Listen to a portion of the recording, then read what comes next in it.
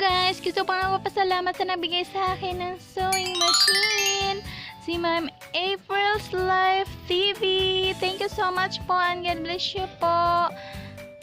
Sobrang na-appreciate ko po talaga ang sayo ko. Ayan, si Ma'am April's Life TV. Ang sayo-sayo ko po sa binigay niyo po ako ng ganito. And mayroon pa siyang binigay sa akin na ref magnet.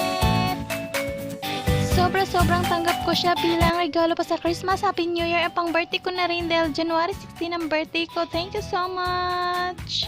Kompleto po siya. Nagagamit ko po siya ng maayos at maganda siya. Thank you.